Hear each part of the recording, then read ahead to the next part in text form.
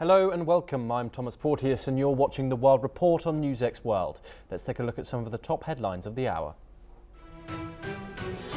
President Donald Trump delivers a speech from the White House, highlighting his achievements and setting out parts of his agenda for the year ahead. He blames former President Joe Biden for immigration and inflation problems as polls show public frustration with the economy.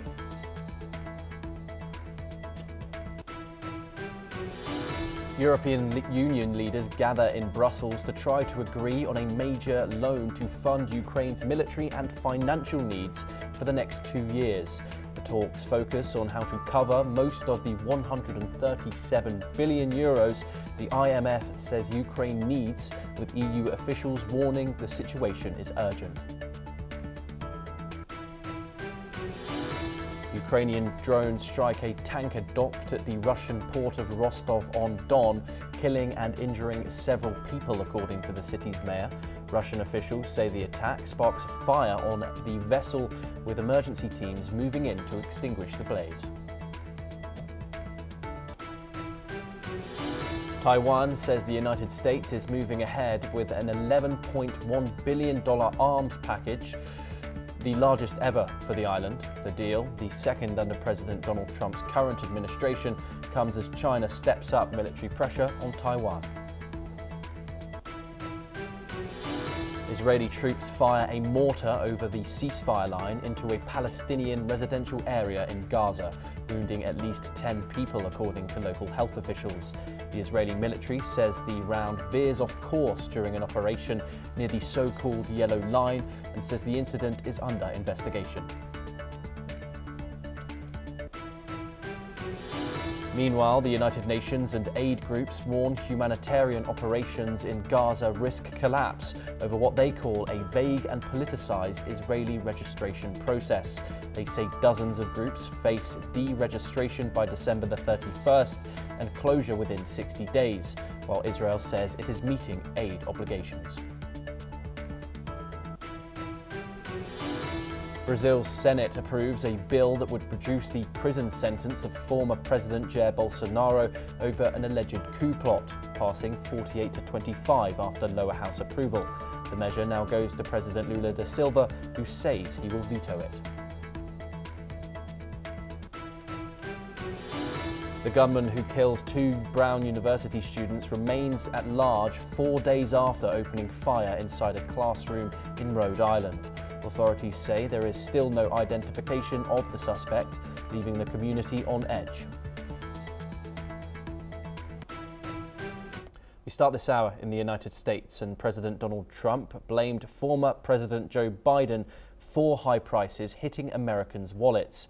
In a national address, he said he inherited an economic mess and is now fixing it. Trump claimed gas and grocery costs are falling rapidly and warned Democrats of voter anger over affordability. He linked rising prices directly to Biden's policies, saying Democrats have failed the American people.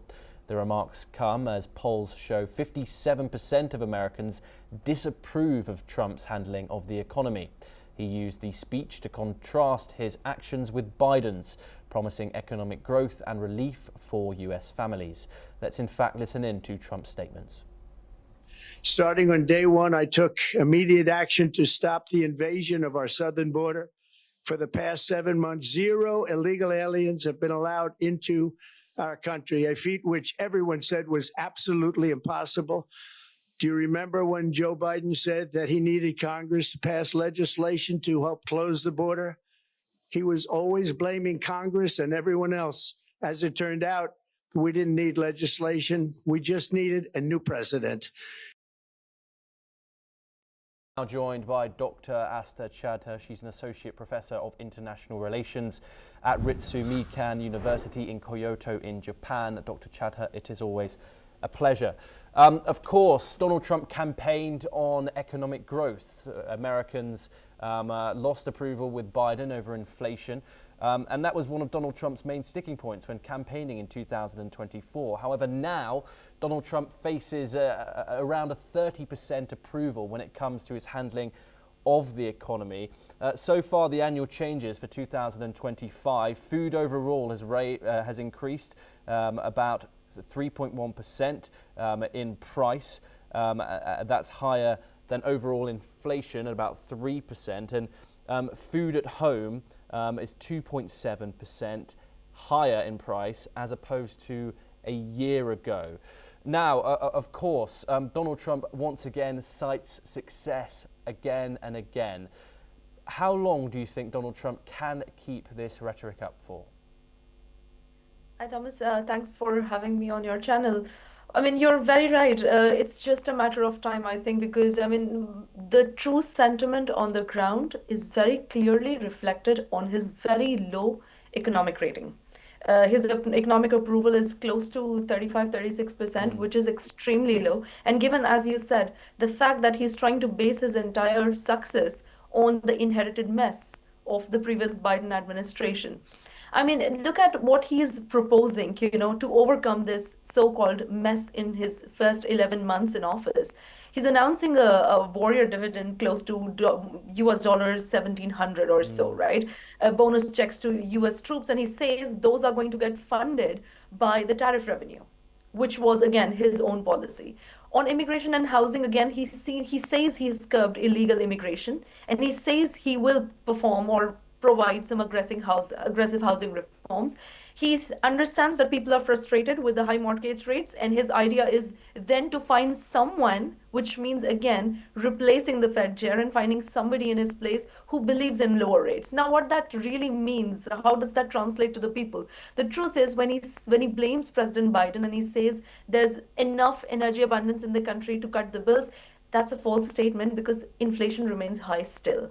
Right? Similarly, when he says that he's going to reshore manufacturing into the United States through more tariffs on partner countries, the truth is that the job growth has slowed, right? The unemployment rate has now risen up to 4.6%, which doesn't look like a happy statistic. Similarly, when he's talking about 50-year mortgage loans and portable loans, again, polls don't show that Americans are very happy. In fact, Americans are reporting that housing is increasingly unaffordable. So overall, while, these short-term measures such as announcing a kind of a dividend or making sure that, in at least in rhetoric, the Trump tariffs find some support, the truth is that people are extremely worried about their future. They're also very concerned in terms of affordability, which seems to be falling and seems to be worsening over the time. So I do not think President Trump or his administration seem to be very clear in terms of what direction they want to take with regard to the economic policy. Yes, and Dr. Chadha, of course, tariffs, Donald Trump's staple economic policy of his second term. It seems like a world away since he held up that huge board in the White House Rose Garden of the list of reciprocal tariffs, or what he called them. How would you rank how they've gone down and how they've affected Americans and, of course, global trade? Absolutely. I mean, look at the domestic level, the rise in tariffs, of course, they've hurt, U.S. relations on one hand. But on the other hand, rather than getting reshoring of manufacturing to the United States, the one, side effect of that has been inflation. It is, at the end of the day, the Americans who have to pay for these rising bills, whether it's energy bills or goods or services that US wants to produce all homegrown by taxing its partners. So 30% taxes on tariffs on China or some 25 on its own NAFTA partners like Mexico. I mean, they don't seem to be very rational policies, to be honest, if the aim is to consolidate US in terms of its supply chains. That's one. And two, what it seems to have rather done is that US partners have started seeking alternative partners outside of the relationship. So we are clearly seeing that countries like India or China are now finding alternative markets for their products. I mean, they're not going to halt their entire production entirely. Of course, this is impacting global economy. That is undoubted. But the point here is that does US secure long-term economic benefits or international trade benefits through tariff policies, or is US increasingly isolating itself in this wider growing network of nations who are constantly seeking alternative routes? Yes, indeed. Dr. Chadha, do stay with us as we have a further US policy development.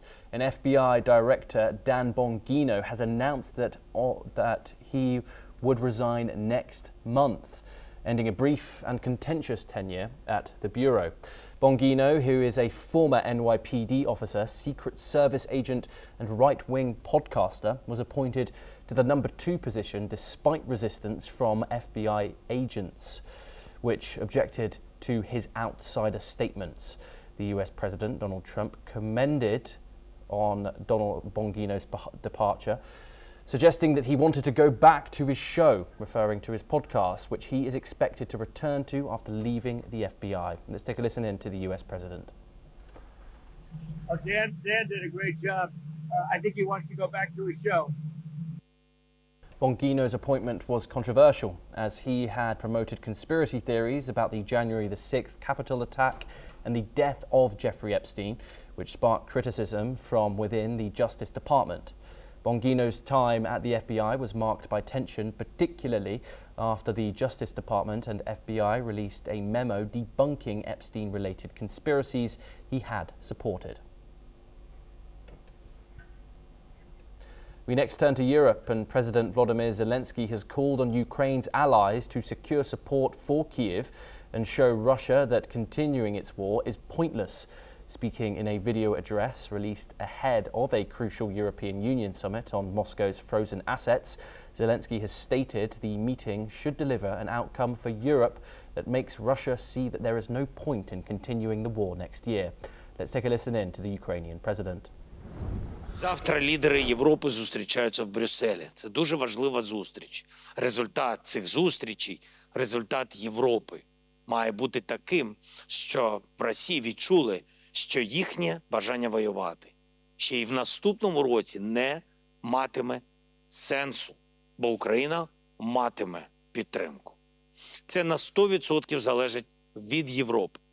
Саме Європі робити цей вибір.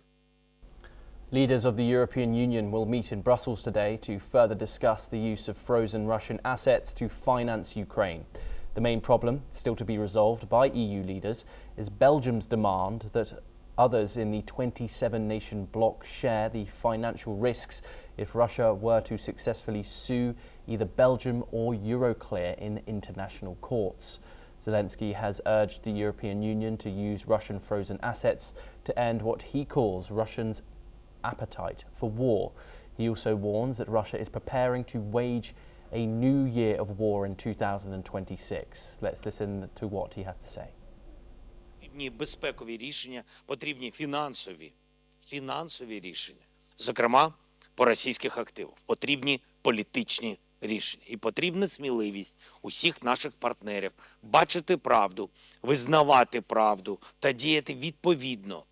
Я хочу подякувати кожному, хто саме так підтримує Україну та роботу на досягнення безпеки. Сьогодні ми почули з Москви чергові сигнали, що наступний рік вони готують роком війни. І це сигнали не тільки для нас. Важливо, щоб партнери це бачили. І важливо, щоб вони не тільки бачили, а й реагували. Зокрема, партнери в Сполучених Штатах Америки, які часто кажуть, що Росія начебто хоче закінчити війну, але з Росії звучить зовсім інша риторика, інші сигнали. І як офіційні розпорядження. Meanwhile, President Vladimir Putin earlier said that Russia would take more land in Ukraine by force if Kyiv and European politicians did not engage over US proposals for a peace settlement. Dr. Chadir, quite a sticky situation for Kyiv currently. How likely do you think, given the complicated situation with Euroclear and Belgium and most of these frozen Russian assets appearing in that company in the Belgian capital, how likely do you think is it that Europe does use these frozen assets, and what are the risks? I mean, see, there are multiple risks, actually, to be honest, involved in this situation, because this war has already prolonged too long.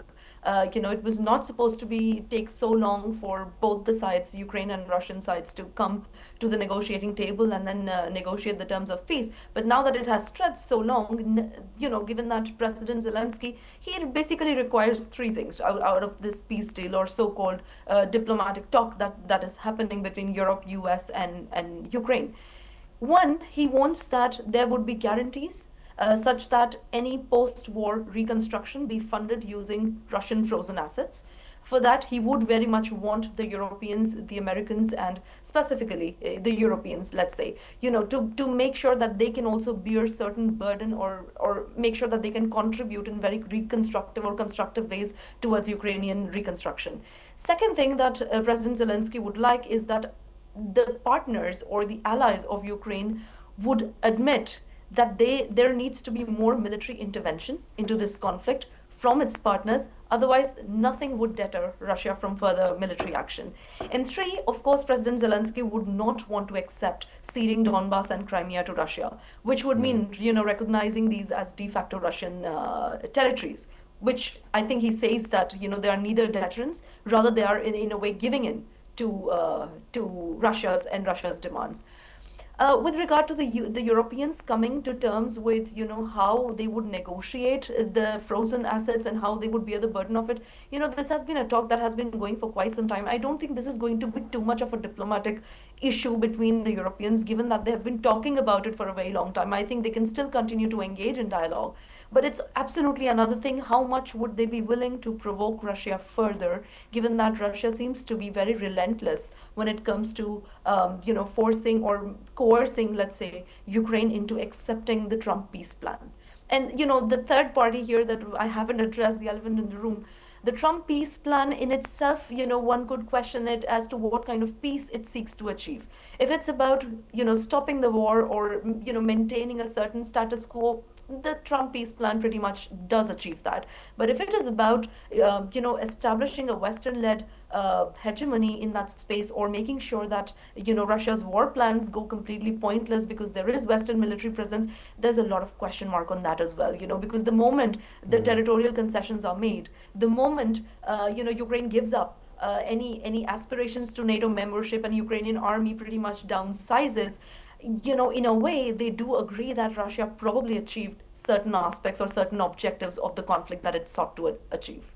Dr. Chadha, as always, it's a pleasure to talk to you. Thank you very much for taking the time and joining us. We now move onto the ground of the battlefield for more developments, and several people have died or been injured after a Ukrainian drone strike hit a tanker in the port of Rostov-on-Don, Russian officials have said. The city's mayor, Alexander Skryabin, confirmed the attack, noting that emergency services are working to extinguish the fire on the damaged vessel.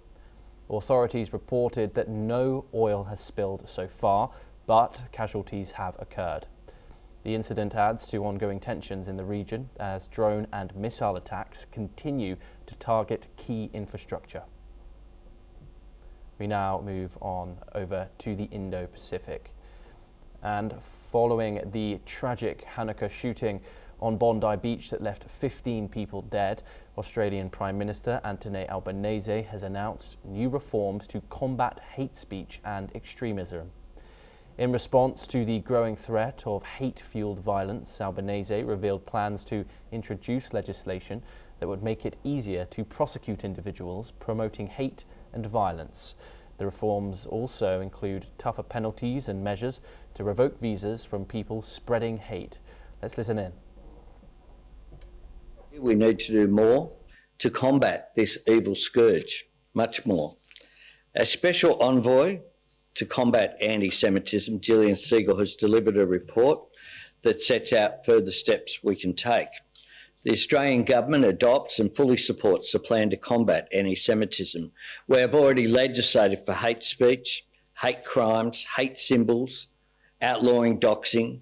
We've already undertaken education action, including appointing the first ever student ombudsman and the development of the Envoy's report card on universities. Today, I'm announcing a significant number of additional actions to build on the plan.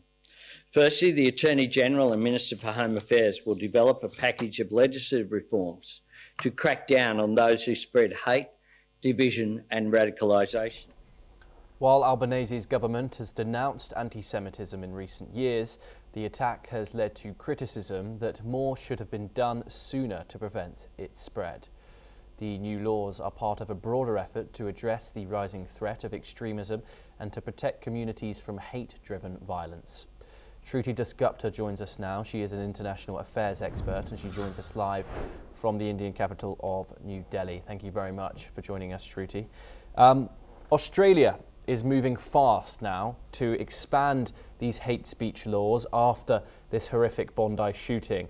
Where is the line, however, between necessary security and overreach? Well, it's a little too late right now, even though they're reacting very, very fast. The new hate speech laws, the amendments to it, they are tumbling right out. I wondered if it would have made a difference had they been done 2 years before the October 7th attack actually happened, and the realities of how far the world has come would have shown its ugly face right in Israel or in Bondi Beach. So it's a little too late. Overreach?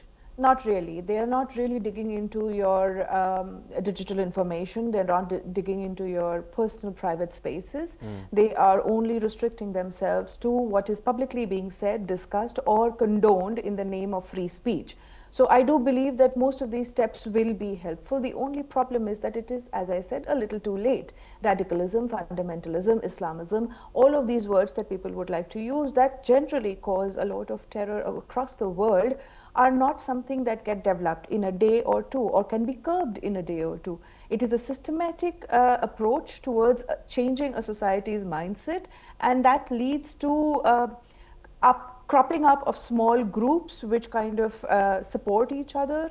And these support groups actually do happen on the digital world now. They go into encrypted chats, they go into Telegram messaging, they go into firewalls behind which they can continue to support each other's radical views, and this is something that is very difficult in the internet era to control, because again, to control this you will have to monitor digital space in a way that would be intrusive to people's privacy, and that is a step which Australia has not taken as yet in the terms of the amendments that they have taken on.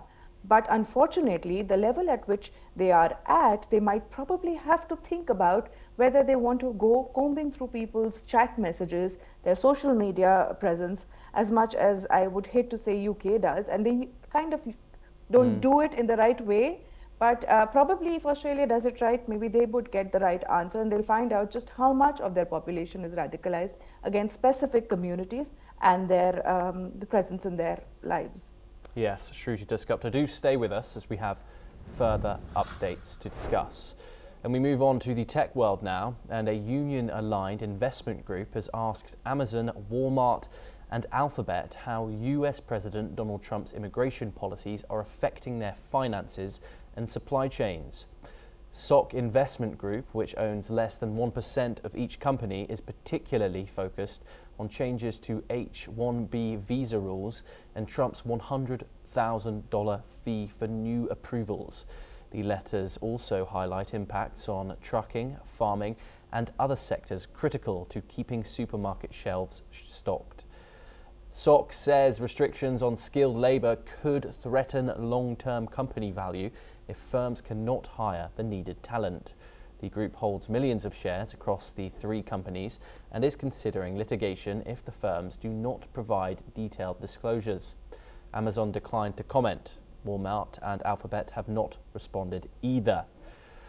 Shruti, shareholders want these reports of how Donald Trump's immigration policies have impacted their businesses. Do you think this could be a turning point when it comes to how businesses operate in the United States, given Donald Trump's harsh immigration policy and, of course, these H-1B visa implementations? So SOC is a union-based corporation that invests in these big places. They have millions and millions of shares of these organizations, but that still constitutes to less than 1% of the shares of the company. So they don't really have that kind of shareholder rights, but they do have some rights. And when they ask you in letter, these are the same questions that lawyers across USA have been asking these companies, that how do tariffs policies, visa policies impact supply chains, impact jobs in USA, cost of living, how do these companies stay productive, and if they do stay productive, how much of they are they planning to offshore to ensure that their production price stays competitive. And these are the things that these labor union based organizations are wondering. If the jobs are outsourced, then there is going to be a crisis coming up in USA. If the jobs are not outsourced, but the productivity declines, again, there'll be mass layoffs. So there is a larger question of how will the US economy bear up with the tariffs upfront. And these people are asking these questions. Everybody is refusing to comment on it.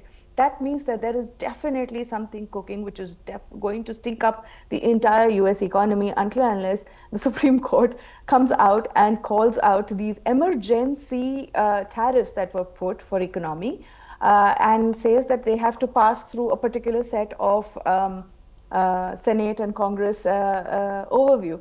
It is not done that. It is completely under Trump's control, and the amount of money they keep saying, I've got 18 trillion coming in, but then all his economic claims get debunked by Americans themselves. Analysts are asking, where is this? Where is the investment?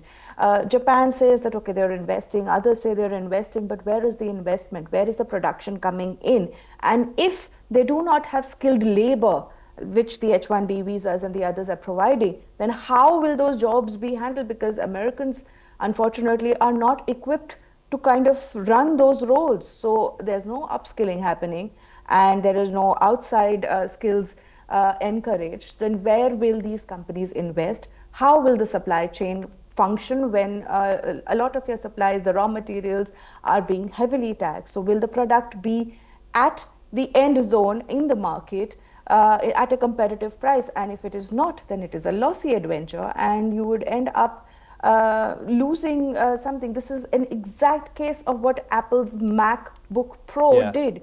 They tried to bring it back, but they couldn't. It became so expensive. So these are questions that need to be asked. And unfortunately, Trump passed a law which says that companies can ignore politically driven questions like these by investors. So they may not get the answers that they're looking for. Yes, Shruti Dasgupta, thank you very much for your insight on that topic. It's always a pleasure to talk to you. We now move on and to the United States once again, and President Donald Trump's administration will be releasing all files related to Jeffrey Epstein to the public on December the 19th. The files are expected to include thousands of pages of documents, nearly 95,000 photographs, bank records, flight logs, contact lists, and references to numerous influential personalities.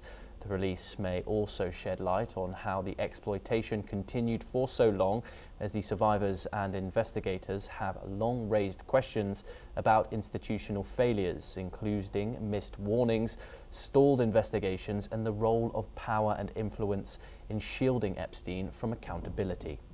These files may illustrate how connections, wealth, and intimidation created an environment where abuse was allowed to persist. Here on NewsX World, we will of course be covering that come December the 19th when the files are released. But that is all that we have time for this hour. Keep watching NewsX World for more international updates.